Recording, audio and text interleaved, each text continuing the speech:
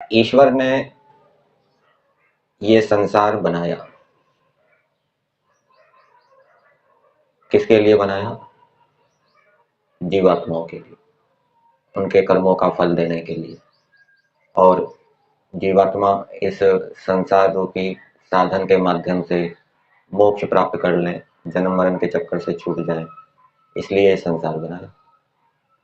और संसार बनाने के साथ साथ परमेश्वर ने वेदों का ज्ञान भी प्रारंभ में दिया। किस लिए दिया? जिससे कि सब मनुष्य, ये वेदों का ज्ञान किसके लिए है? पशु पक्षियों के लिए नहीं है, मनुष्यों के लिए है। क्योंकि मनुष्यों के पास ऐसी बुद्धि है कि वो वेद को समझ सकते हैं, पशु पक्षी नहीं समझ सकते। तो प्रारंभ में परमेश्वर ने वेदों का ज्ञान किस लिए दिया? जिससे कि मनुष्य वेदों का ज्ञान प्राप्त करके सुखी होके, विद्वान होके सारे संसार को सुखी करें। परमेश्वर चाहता है कि संसार के समस्त प्राणी सुखी हों। यदि परमेश्वर सृष्टि के प्रारंभ में वेद का ज्ञान ना देता, सृष्टि का काल कितना है? 4 अरब 32 करोड़ वर्ष बताया गया। और यदि परमेश्वर सृष्टि के बीच में वेदों का ज्ञान देता, प्रारंभ में ना देता, तो क्या होता? सृष्टि के प्रारंभ से लेकर मध्य तक जितने भी प्राणी थे वो सभी दुखी होते, मनुष्य भी दुखी रहते, विद्वान नहीं बनते। क्या परमेश्वर सृष्टि के प्रारंभ से बीच तक जितने प्राणी हुए उनका भला नहीं चाहता, उनका सुख नहीं चाहता, उनका कल्याण नहीं चाहता? तो उनका भी कल्याण चाहता है। ईश्वर न्यायकारी है, अन्यायकारी नहीं है। ईश्वर किसी से पक्षपात नहीं करता। तो यदि परमेश्वर सृष्टि के बीच में वेदों का ज्ञान देता तो कुछ मनुष्य उससे लाभान्वित होते, कुछ प्राणी उससे लाभान्वित होते, दूसरे प्राणी उससे लाभान्वित नहीं होते। तो परमेश्वर तो सभी जीवों का पिता है, माता है। माता पिता ऐसा तो होते नहीं कि किसी संतान का कल्याण करें, किसी संतान का कल्याण ना करें। माता पिता तो सभी संतानों का कल्याण चाहते हैं, सुख चाहते हैं। तो परमेश्वर क्योंकि सभी जीवों का माता पिता है, इसलिए परमेश्वर ने सृष्टि के प्रारंभ में वेदों का ज्ञान दिया, जिससे कि सभी जीवों का कल्याण हो, सुख हो।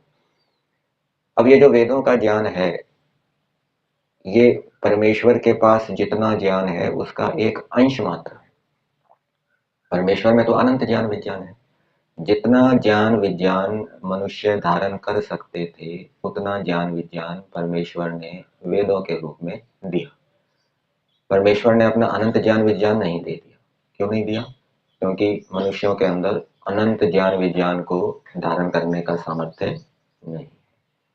जितना धारण करने का सामर्थ्य है उतना ज्ञान परमेश्वर ने वेदों के रूप में दिया। इसको एक उदाहरण से हम समझ सकते हैं।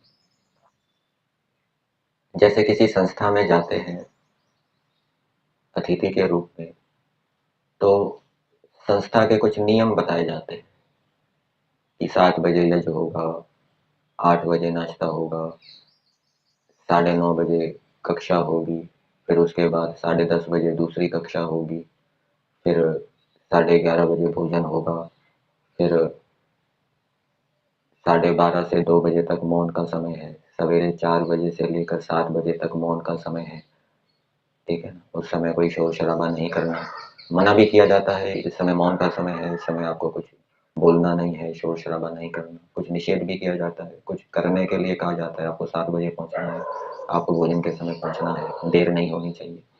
तो इसी प्रकार से परमेश्वर ने सृष्टि के अंदर कौन से नियमों का पालन करना है, उन नियमों का बोध वेदों के माध्यम से दिया कि सृष्टि के अंदर रहते हुए सत्य बोलना है, झूठ नहीं बोलना, परोपकार करना है, स्वार्थी नहीं बनना, किसी से लड़ाई झगड़ा नहीं करना, प्रेम पूर्वक रहना है, चोरी बेईमानी नहीं करनी, मेहनत ईमानदारी से काम करना है। तो ये तो हो गया एक नियम के बारे में जो कि बताया जाता है। दूसरा, वस्तुओं के बारे में बताया जाता है। जब हम बाजार में जाते हैं, कोई वॉशिंग मशीन खरीदने जाते हैं या टीवी खरीदने जाते हैं, तो उसके साथ एक मैनुअल भी दिया जाता है कि उस मशीन का प्रयोग कैसे करना है, टीवी का प्रयोग कैसे करना है, टीवी के पीछे जो ढक्कन होता है उसको खोलना नहीं है, उसके अंदर हाथ नहीं लगाना। ठीक है ना? इसी प्रकार से कोई बाइक है या फोर व्हीलर है उसके विषय में भी कुछ निर्देश दिए जाते हैं कि भाई ये डीजल का इंजन है, इसमें ये सावधानी रखनी है, गाड़ी में ये सावधानी रखनी है, आदि आदि। और उस वस्तु का उपयोग किस प्रकार से करना है जिससे कि वो वस्तु जल्दी खराब ना हो जाए। इसी प्रकार से परमेश्वर ने इस संसार के अंदर अनेक पदार्थ बनाए, अनेक प्रकार की औषधियां वनस्पतियां बनाई, अनेक प्रकार की धातुएं खनिज बनाए। तो एक तो उनके गुण कर्म स्वभावों को बताया, उनकी विशेषताओं को बताया, और उनका उपयोग कैसे करना है ये भी परमेश्वर ने किसके माध्यम से बताया, वेदों के माध्यम। तो इस प्रकार से परमेश्वर वेदों के माध्यम से संसार के अंदर किस प्रकार हमें जीना है, क्या विचार करना है, क्रियाएं कैसी करनी है, और संसार के पदार्थों का उपयोग किस प्रकार से करना है उसका ज्ञान हमें